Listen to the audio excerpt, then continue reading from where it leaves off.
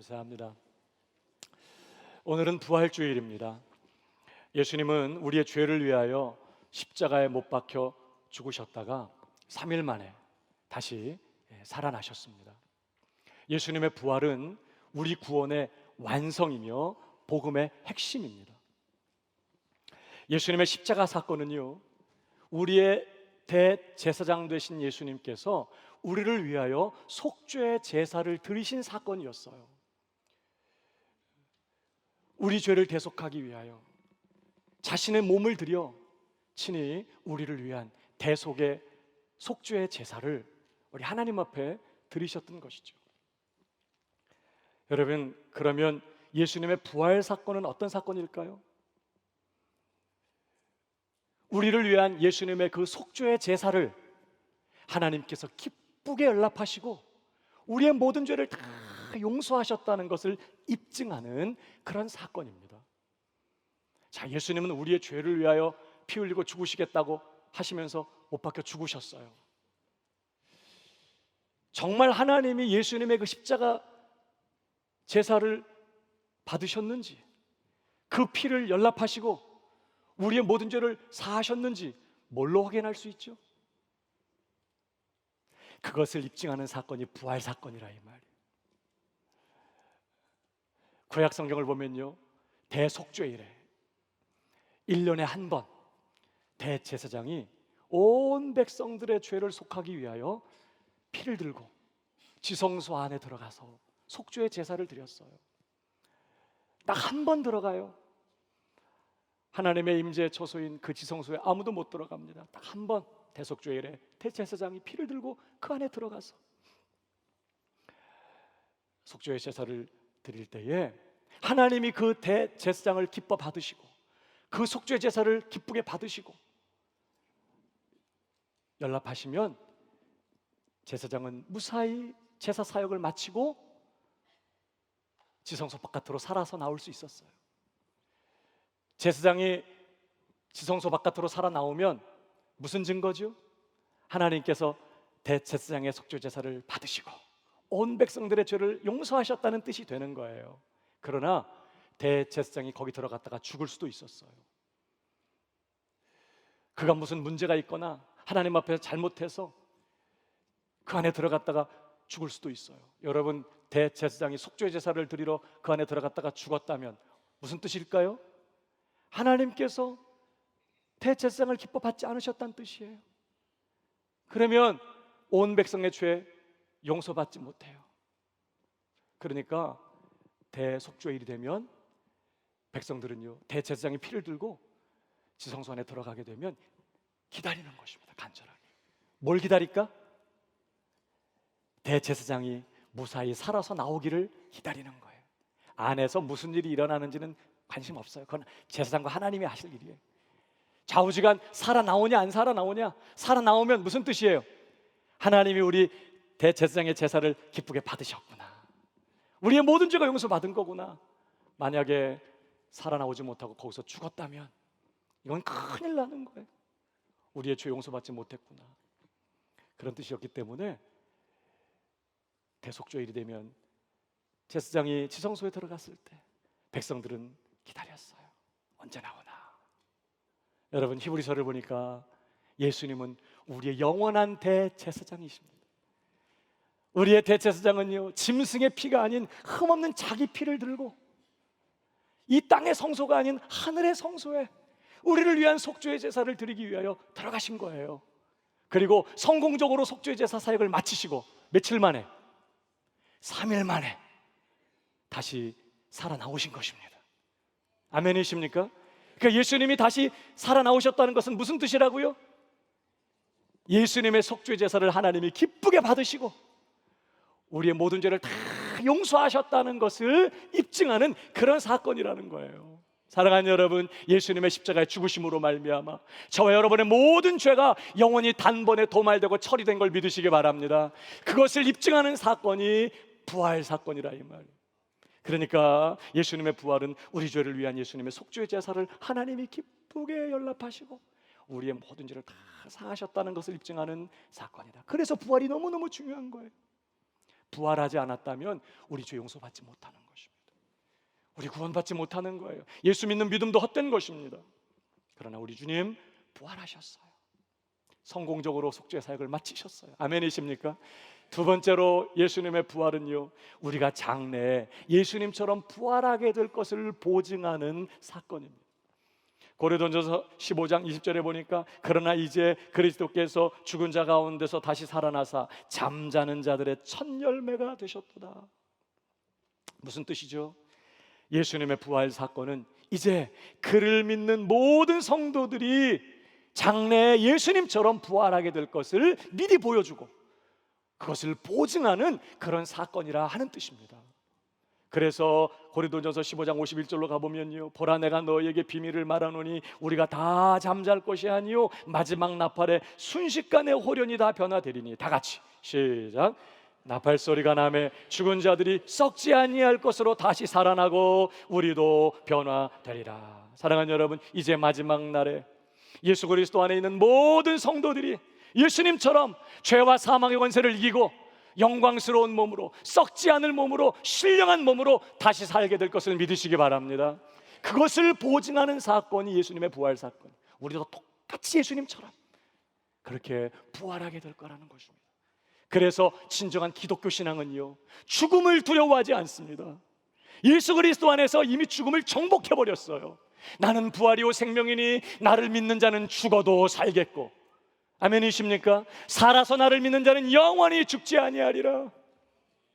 그래서 진정한 신자들은 죽음을 두려워하지 않아요. 우리는 이미 죽음을 정복한 사람들이에요. 사랑하는 여러분, 저는 이 부활의 소망 가지고 죽음도 두려워하지 아니하고 오늘 부르신 삶의 자리에서 믿음을 지키며 주님을 섬기며 사명을 감당하며 그렇게 신실하게 믿음의 길을 걸어가는 우리 새순의 모든 성도가 다 되시기를 주님의 이름으로 축복합니다. 그래서요, 우리는요, 첫 번째로 역사적 부활 신앙을 가져야 돼요. 이 역사적 부활 신앙이라는 것은요, 과거에 예수님께서 실제 역사적으로 육체적으로 다시 살아나셨다는 것을 믿는 신앙이에요. 기독교를 반대하는 사람들은 예수님의 부활을 인정하려고 하지 않습니다. 예수님의 부활을 인정하게 되면 예수가 하나님의 아들이라는 것과 그가 구원자라는 것을 인정해야 되기 때문에 예수님의 부활을 인정하지 않으려고 합니다. 그러나 여러분, 예수님의 부활은요, 예수님의 십자가의 죽으심만큼이나 분명한 역사적 사건이었어요. 예수님의 부활이 역사적인 사실임을 증명하는 몇 가지 증거들이 있습니다. 그 첫 번째 증거가요, 예수님의 빈 무덤입니다.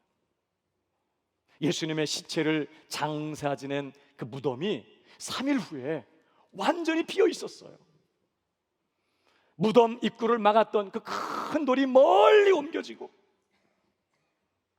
예수님의 시신은 온데간데 없이 사라져 버렸습니다. 왜 시신이 없어졌어요? 너무 어렵죠? 부활하셨으니까. 그런데 많은 사람들이 이 예수님의 부활을 믿고 싶어 하지 않아요. 예수님의 시신은 없어졌고 부활을 믿고 싶지 않고, 그래서 여러 가지 가설들을 만들었습니다. 그 첫 번째 가설이 뭐냐? 기절설이에요. 기절설. 예수님이 십자가에서 죽으신 게 아니라 너무 아파서 기절하신 거예요. 기절했다가 무덤에서 깨어나신 것입니다. 그래서 무덤 문을 굴리고 자기 발로 걸어 나오셨다는 거예요. 기절설. 두 번째는요, 도적설입니다. 예수님이 체포될 때 도망했던 제자들이 새벽에 병사들의 경계가 느슨해진 틈을 타서 조용히 무덤 문을 굴리고 예수님의 시체를 훔쳐갔다는 거예요. 그리고는 예수가 부활했다고 거짓 소문을 퍼뜨렸다는 것입니다. 도적설. 혼동설도 있어요. 세 번째, 여러분, 예수님의 부활의 첫 증인들이 바로 여자들이었어요. 근데 이 여인들이 새벽 어두컴컴할 때 남의 빈 무덤을 예수님의 무덤으로 혼동했다는 거예요. 무덤이 비었네, 예수 부활하셨다, 이렇게 했다는 거예요. 혼동설. 여러분도 혼동스러운가요? 뿐만 아니라 환상설, 사람들이 환상을 봤다는 거예요. 실제로 부활한 게 아닌데 환상을 봤다는 거예요. 부활을 하신 것처럼. 뿐만 아니라 이장설, 아리마대 요셉이 임시로 자기 무덤에 매장했다가 영구적인 다른 무덤으로 옮겼다는 거예요. 하여튼 예수님의 부활을 인정하지 않기 위해서 여러 가지 이런 가설들을, 황당한 가설들을 만들어냈어요. 중요한 것은요, 왜 이런 가설들이 나온 거죠? 왜 이런 가설들이 나왔어요? 실제로 예수님의 무덤이 비었기 때문이에요. 예수님의 시체가 어디로 온데 간지 언제 없이 사라져버린 것입니다. 부활을 믿지 않으려고 하니까 시체는 없어졌고, 그래서 이런 황당한 가설들을 만들어냈던 것이죠.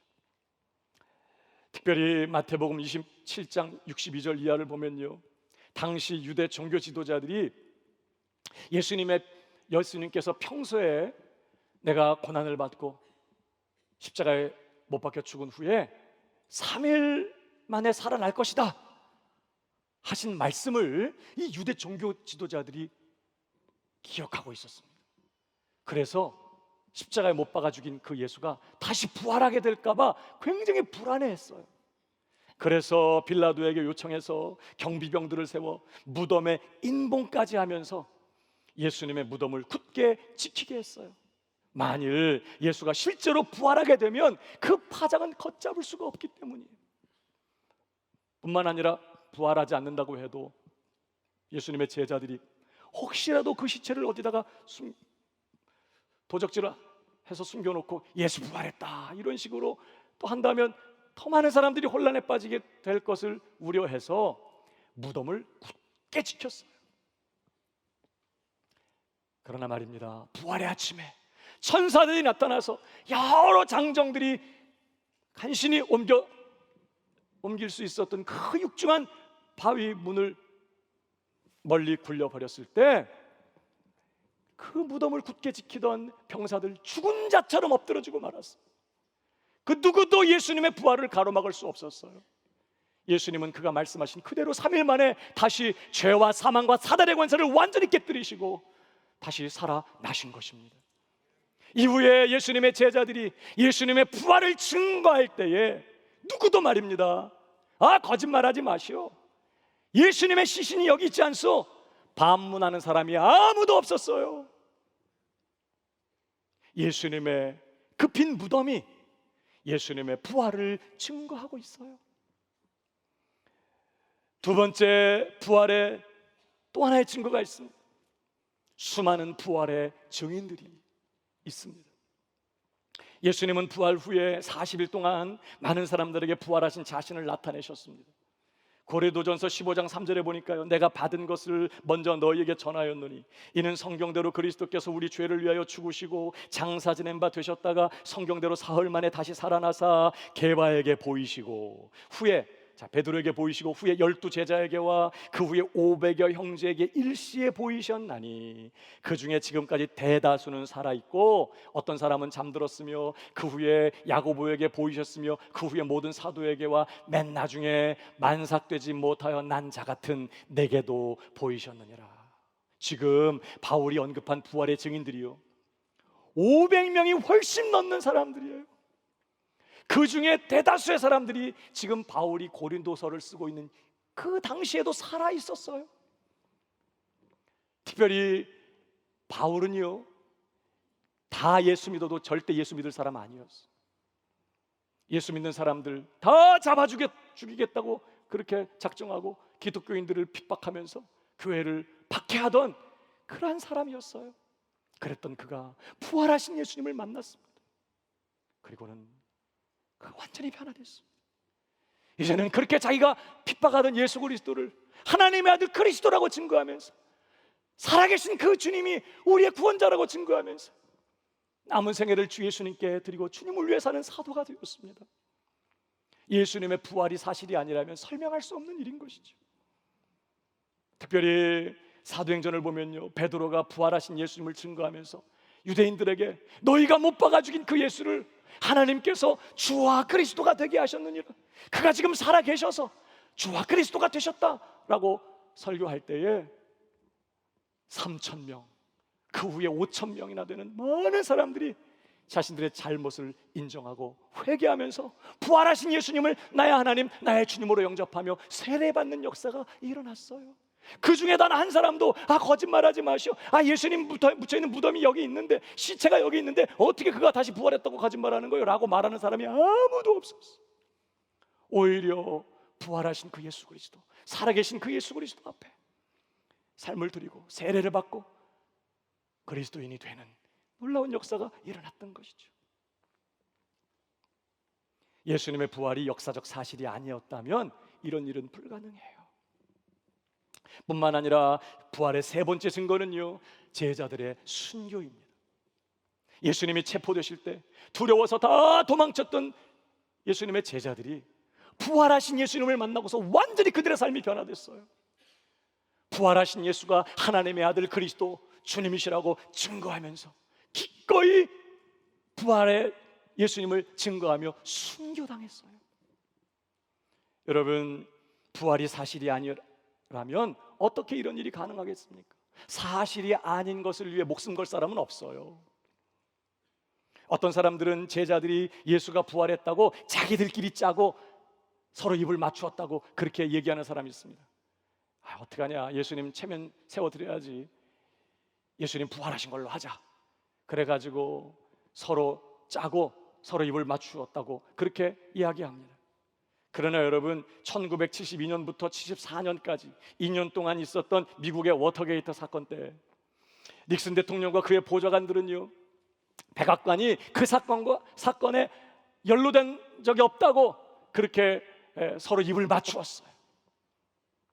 그러나 거짓은 숨길 수가 없었어요. 증거는 발견되었고 진실은 드러났고 닉슨은 대통령직에서 물러나고 말았던 것입니다. 여러분, 예수님의 제자들이 서로 짜고 입을 맞춰서 예수가 부활했다고 주장했어도 만일 예수님의 부활이 사실이 아니었다면 몇 달이 못 가서 거짓말은 들통나고야 말았을 거예요. 여러분, 도마 같은 사람의 입을 누가 막아요? 예수님 정말 부활하신 다음에 제자들이, 야 도마야, 너 없을 때 예수님, 부활하신 예수님 나타났어, 우리가 그 예수님 만났어, 나 못 믿겠어, 그랬던 도마 같은 그 사람의 입을 누가 막죠? 자기들끼리 말을 맞추고 짜고 예수님 부활했다고 거짓말한다고 해도 도마의 입 막을 수 없어요. 그 후에라도 서로 짜고 예수님 부활했다 이렇게 했던 제자 중에 양심의 가책을 받고 기자회견하면서 양심 선언하는 제자 안 나타났겠어요? 여러분, 그러나 예수님의 제자들은요, 하나같이 부활하신 예수님이 하나님의 아들 그리스도 주님이시라고 증거하면서 부활하신 예수님을 위해 기꺼이 순교했어요. 부활이 역사적인 사실임을 증거하는 그런 일이었습니다. 예수님의 역사적 부활은요, 기독교 신앙의 기초입니다. 그가 부활하지 않았다면 예수 믿는 우리 믿음도 헛되고, 그가 부활하지 않았다면 우리 죄 용서받을 수 없고 우리 구원받는 거 불가능해요. 저는 예수님의 부활이 역사적인 사실임을 믿는 이 역사적 부활 신앙이 저와 여러분의 것이 되기를 주님의 이름으로 축복합니다. 뿐만 아니라 두 번째로 우리는요, 미래적 부활 신앙을 가져야 해요. 미래적 부활 신앙이라는 것은 우리도 장래에 예수님처럼 다시 부활하게 될 것을 믿는 신앙입니다.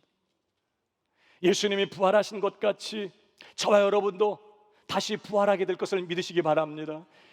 여러분, 어떤 분들은요, 고민하는 분들이 있습니다.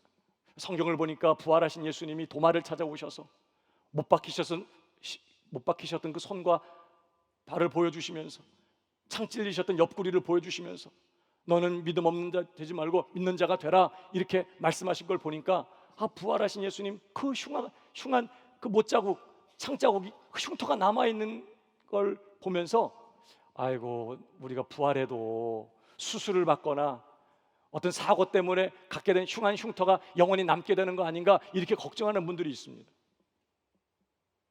여러분, 근데 걱정할 필요가 없습니다.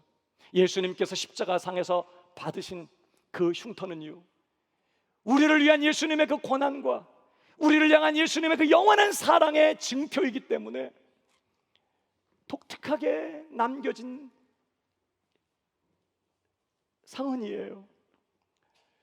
우리는 예수님 앞에 가면요, 금방 예수님을 알아보게 될 것입니다. 이마에 있었던 가시에 찔렸던 그 상한 자국, 손과 발에 있는 그 못자국, 옆구리에 난 창자국을 보면서 그 영광의 하나님이, 영원히 찬송받으실 영광의 하나님이 나 같은 이것을 위해서 그렇게 무참히 짓밟히시고 고난당하셨다는 그 사실을 앞에서 한없이 감격하며 한없이 가슴이 뜨거워지고 영원토록 그 사랑에 우리의 목이 메일 것입니다. 우리를 향한 독특한 사랑의 징표이기 때문에 예수님의 못자국과 창자국은 남겨져 있는 것이죠.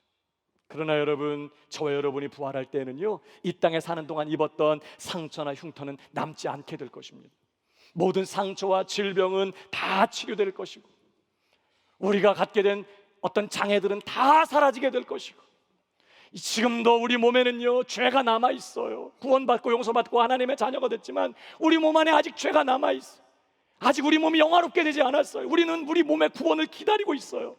주님 재림하시는 날 우리는 그렇게 우리 몸까지 구원받게 되겠지만, 그때까지는 아직 우리 몸 안에 죄가 남아서 마음은 원이로되 육신이 약하여 그렇게 세상에 놀러 갈 때는 이 몸이 얼마나 잘 따라주는지, 그 기도 좀 하려고 하면요, 얼마나 이 몸이 방해를 하는지. 형님 빨리 가서 주무시지요. 주님 뜻대로 좀 순종하면서 살려고 하면 얼마나 내 자신이 방해가 되고 걸림돌이 되는지요. 아직 우리 몸에 죄가 남아서 주님 뜻대로 사는 게 이렇게 힘들어요. 그러나 우리가 다시 부활하게 될 때는 육신적인 그런 흉터나 어떤 장애나 상처만이 아니라, 어떤 질병만이 아니라 우리 몸 안에 죄까지 완전히 제거된 100% 하나님의 말씀과 하나님의 뜻에 완벽하게 순종할 수 있는 최신식 업그레이드된 영광스러운 몸, 거룩한 몸을 덧입게 될 줄 믿으시기 바랍니다. 그런 부활의 소망을 우리가 기다리고 있는 거예요. 그러므로 여러분, 죽음 두려워하지 말고 담대하게 믿음으로 말하고, 믿음으로 결정하고, 믿음으로 선택하고, 믿음으로 도전하면서 담대하게 믿음의 길을 걸어가는 우리 새순의 모든 가족들 되기를 주님의 이름으로 축복합니다. 이 미래적 부활신앙 갖는 거 너무너무 중요해요. 그러나 세 번째로 가장 중요한 것은요, 현재적 부활신앙을 갖는 것입니다. 많은 성도들이요, 과거에 예수님이 죽은 자 가운데서 다시 살아나셨다는 것은 믿어요. 뿐만 아니라 장차 예수님 재림하실 때 우리도 영광스럽게 부활하게 될 것도 믿습니다. 그러나 바로 그 부활하신 예수님이 오늘 지금 살아계시면서 내 삶에 지금 이 순간에도 함께 하시며 내 삶에 역사하고 계신다는 이 부분에 대해서는 희미한 사람들이 많아요. 여러분, 부활신앙의 핵심은요, 현재적 부활신앙입니다. 현재적 부활신앙이란 어떤 신앙이죠? 부활하신 예수님이 여러분 다시 죽지 않으셨습니다. 아멘이십니까? 그는 영원히 살아계세요. 그는 지금 오늘도 살아계시면서 지금 이 시간에도 우리 안에 거하시면서 우리와 함께하고 계시는 것을 믿는 신앙이 현재적 부활신앙인 것입니다. 여러분, 부활하신 예수님이 승천하시면서 뭐라고 약속하셨죠? 마태복음 28장 20절 다 같이 읽어볼까요? 시작. 내가 세상 끝날까지 너희와 항상 함께 있어. 제자들은 예수님이 떠나가는 거라고 생각했어요. 이제 다시는 예수님을 이 세상에서 볼 수 없다고만 생각했어. 그러나 주님은 분명히 말씀하셨어요.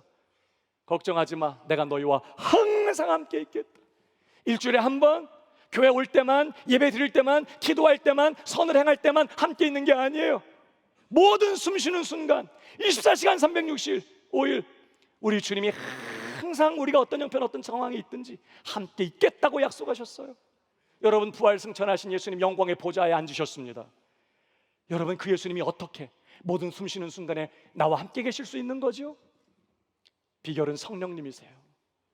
예수 믿고 구원받은 성도 안에 내주하고 계시는 그 성령님을 통해서 하늘 보좌에 앉으신 예수님이 우리 안에도 내주하시고 임재하실 수 있게 된 거예요. 너희가 하나님의 성전인 것과 하나님의 성령이 너희 안에 거하시는 것을 알지 못하느냐? 성령이 우리 안에 거하심으로 말미암아 우리가 하나님의 성전이 되어서 우리는 하나님 아버지를, 예수 그리스도를 내 삶 중심에, 내 존재 중심에 모시고 사는 그런 성전이 된 거예요. 밥을 먹을 때도, 직장에 갈 때도, 화장실에 갈 때도, 혼자 있을 때도, 사람을 만날 때도, 일을 할 때도, 운전할 때도 나는 성전이 되어서 성삼위 하나님을 내 존재 중심에 모시고 사는 살아있는 성전 된 줄 믿으시기 바랍니다. 성령 때문에. 옆 사람에게 얘기해 주세요. 당신은 성전이세요. 아멘이십니까? 성전은 무슨 건물이에요? 하나님의 임재가 있는 건물이 성전이에요. 하나님의 임재가 없으면 성전 아닙니다. 성황당이지. 우리는 성황당 아니에요. 성전이 우리는 성령으로 말미암아 성삼위 하나님을 내 존재에 모시고 사는 성전. 여러분, 그래서 바울은 예수 그리스도를 주님으로 영접한 골로새 교회 성도들에게 뭐라고 말했죠? 골로새 1장 27절도 읽어봅니다. 다 같이 시작. 너희 안에 계신 그리스도시니 곧 영광의 이 비밀은 너희 안에 계신 그리스도시다. 그리스도가 너희 안에 계신다는 거예요. 이건 비밀이야. 세상 사람들은 몰라요. 우리만 알아요. 나만 알아요. 그리스도가 내 안에 거하신다는 거예요. 그래서 오늘 우리가 함께 읽었던 본문 갈라디아 2장 20절에서도 바울이 뭐라고 고백했습니까? 한 번 더 읽어봅니다. 시작. 내가 그리스도와 함께 십자가에 못 박혔나니 그런즉 이제는 내가 사는 것이 아니요 오직 내 안에 그리스도께서 사시는 것이라. 아멘이십니까? 오직 내 안에 그리스도께서 살고 계십니다. 나를 사랑하사 나를 위하여 자기 몸을 버리신 하나님의 아들 예수 그리스도께서 지금도 내 안에 사시면서 오늘도 우리가 예배하는 이 자리에 임재하시고 오늘도 우리를 다스리시면서 우리 안에서 역사하고 계시는 줄 믿으시기 바랍니다. 그 예수님은 오늘도 우리 안에 살아계세요. 여러분, 이 예배를 드리는 시간은요 그저 우리가 함께 모여서 예수님 추모 집회하는 거 아닙니다. 예수님을 기념하는 집회를 하는 게 아니에요. 과거에 살았던 훌륭한 인물 추모하면서 그의 놀라운 가르침을 기념하면서 우리가 함께 모여서 추모식을 하거나 기념식을 하는 게 아닙니다. 어떤 교회는 예배 시간이 장례식 같아. 여러분, 우리는 과거에 살았던 어떤 인물을 추모하거나 그의 가르침을 기리는 그런 종교 집단이 아니에요. 예배 시간은 무슨 시간이죠? 죄와 사망과 사단 권세를 완전히 밟아 이기시고 사망 권세 완전히 깨뜨리시고 다시 부활하셔서 오늘도 영원히 살아계시는 주 예수 그리스도, 하늘과 땅의 모든 권세를 가지시고 지금도 당신의 백성들을 어거하시면서 다스리시는 이 모든 세상 만물을 주관하고 계시는 살아계신 우리 주 예수 그리스도, 만왕의 왕 되시고 만주의 주 되신 위대하신 우리 주 예수 그리스도를 찬양하고 그분 앞에서 그분을 기뻐하고 그분을 경배하면서 그 주님께 감사를 드리고 우리의 몸을 바쳐서 이제는 우리가 당신을 섬기겠습니다. 당신이 몸 버려 우리를 섬겨주셨던 것처럼 나는 주님을 섬기겠습니다. 나는 사나 죽으나 주님의 것입니다. 주님, 나를 주님께 드립니다. 주님 위해 살겠습니다. 나를 드리며 헌신과 충성을 고백하며 사랑을 고백하면서 주님을 경배하며 살아계시는 그 예수님을 예배하는 시간이 바로 이 자리인 줄 믿으시기 바랍니다.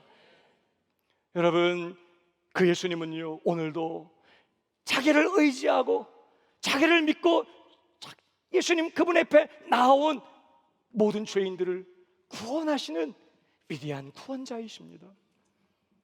자기를 의지하는 모든 죄인들을 구원하시되 넉넉히 구원하시는 분이세요.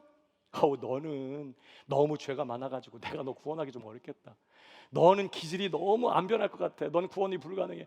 여러분, 그렇게 그런 구원자 아니시라는 거예요.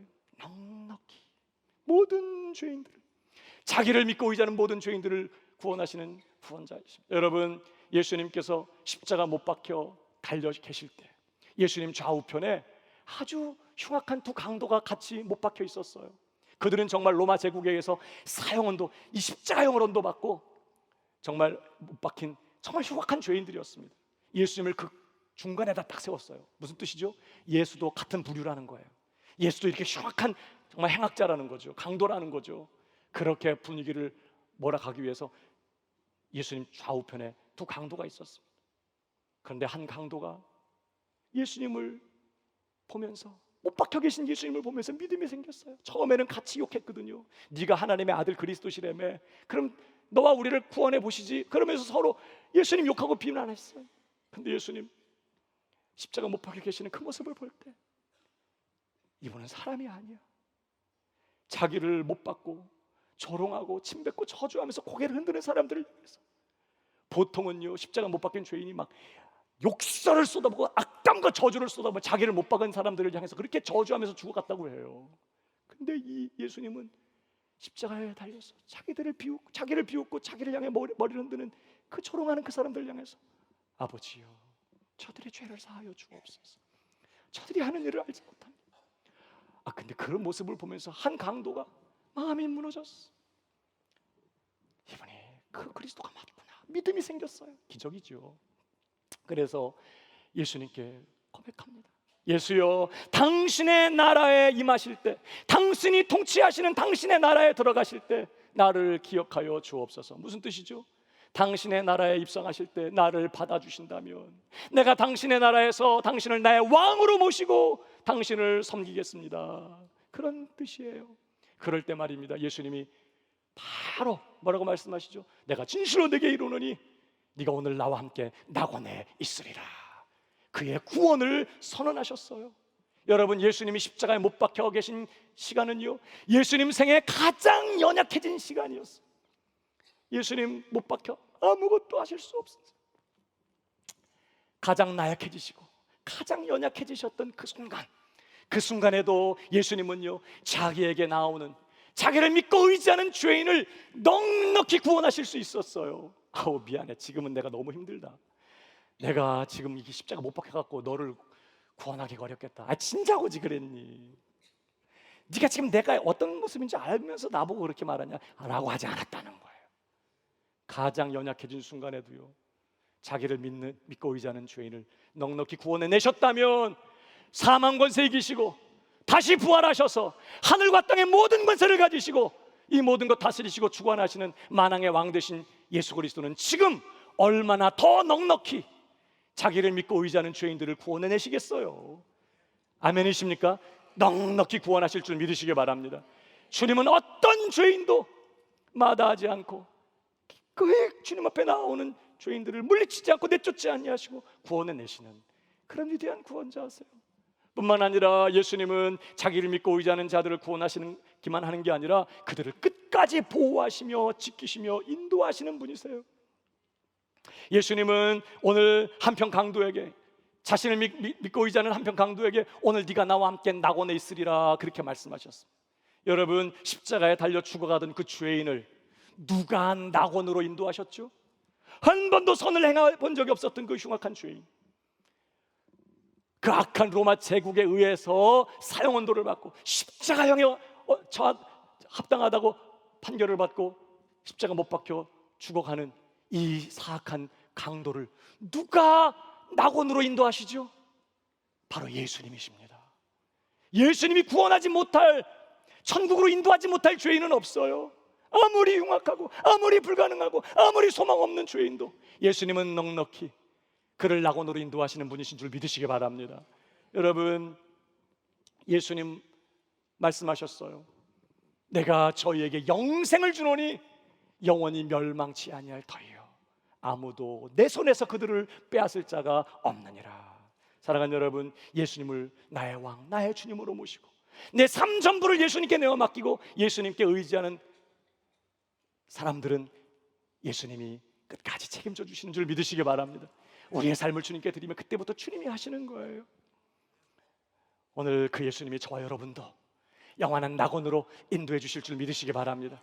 나는 연약하고 오늘도 부족하고 쓰러지고 자빠지고 실패하고 넘어지고 죄 지을 수밖에 없는 불가능한 죄인일지라도 내 삶을 주님께 맡기면, 주님을 의지하면 주님은 우리를 넉넉히 낙원으로 인도하시는, 끝까지 지키시고 끝까지 돌보시고 보호하시면서 낙원으로 인도하시는 그런 구원자세요.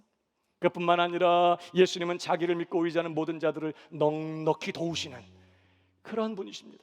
히브리서 2장 18절을 보십시오. 같이 읽어보겠습니다. 시작. 시험을 받아 고난을 당하셨은지 시험 받는 자들을 능히 도우실 수 있느니라. 주님이 해결하지 못할 문제가 없으시고요, 우리가 어떤 시험을 당하든지 어떤 유혹을 당하든지 어떤 어려운 문제에 처하든지 주님은 능히, 너 너무 어려운 거 나한테 부탁했다, 좀 미안하다. 주님 그런 말 하는 분이 아니세요. 능히 시험 당하는 자들을 도우시고 건져내시고 넉넉히 사명 감당하게 하시고 극복하게 하시고 이겨내게 하시고 돌파하게 하시고 승리하게 하시는 우리의 도움이 되시는 분이신 줄 믿으시기 바랍니다. 그러므로 사랑하는 여러분, 예수님을 주님으로 모시고 내 삶 전부를 예수님께 맡긴 성도들은요, 아무것도 걱정할 게 없어요. 죄와 사망과 사단의 권세를 완전히 밟아 이기시고 부활하신 예수 그리스도, 오늘도 살아계시며 하늘과 땅의 모든 권세를 가지시고 이 모든 것 다스리시고 주관하시는 바로 그 예수님이 나를 사랑하시고 나와 함께하고 계시고 나를 붙들고 계시고 내 삶을 주장하고 계시고 영원토록 책임지고 계시고 보호하고 지키시고 돕고 계시기 때문에 여러분, 예수님을 주님으로 믿는 성도는 아무것도 걱정할 게 없어요. 저는 저와 여러분이 이 현재적 부활신앙이에요. 부활하신 예수님이 지금도 살아계시면서 오늘도 나와 함께 하시며 나를 돕고 계시고 붙들고 계시고 다스리시고 인도하시고 지키시고 도우신다는 사실을 기억하고 그 살아계시는 주 예수님과 늘 동행하는 믿음의 성도들 되기를 주님의 이름으로 축복합니다. 믿음의 눈을 들어서 지금도 나와 함께 하시는 주님을 바라보십시오. 늘 주님과 대화하고 늘 주님께 사랑을 고백하고 늘 주님께 충성을 맹세하고 늘 주님께 감사를 드리고 늘 주님과 대화하고 혼자 운전하는 시간은 은밀하게 주님과 대화하는 시간이 되기를 주님의 이름으로 축복합니다. 여러분이 홀로 있는 시간은 은밀하게 주님과 교제하는 시간이 되기를 축복합니다. 여러분들이 일하는 시간은 주님과 마음으로 사귀면서 마음을 나누며 주님과 교제하는 시간이 되기를 바랍니다. 주님 살아계시고 지금 나와 함께 하신다는 것을 믿으면서 주님 안 계신 것 같이 산다면 어떻게 된 거죠? 중단 없이 주님 바라보며 나와 함께 하시는 그 주님께 우리 마음을 드리고 그 주님 앞에 사랑을 고백하고 그 주님 앞에 감사하고 찬양하고 말씀을 읽을 때마다 기도할 때마다 귀 기울여 그분의 음성에 귀를 기울이고 시시로 그분을 의지하며 주님께 마음을 쏟으면서 오늘 하루하루 살아계시는 주 예수님과 사랑에 빠져 살아가는 예수님의 연인들이 되시기를 주님의 이름으로 축복합니다. 그래서 날이 갈수록 나를 향한 주님의 사랑을 더 깊이 알게 되고 날이 갈수록 주님을 향한 여러분의 사랑이 더 깊어지는, 그래서 여기서부터 천국을 사는 우리 새순의 성도들 다 되기를 주님의 이름으로 축복합니다. 이 현재적 부활신앙, 이 신앙 가지고 예수님과 함께 오늘을 사는 우리 모든 새순의 가족들 다 되기를 다시 한번 주님의 이름으로 축복합니다. 우리 모두 자리 일어나십시다.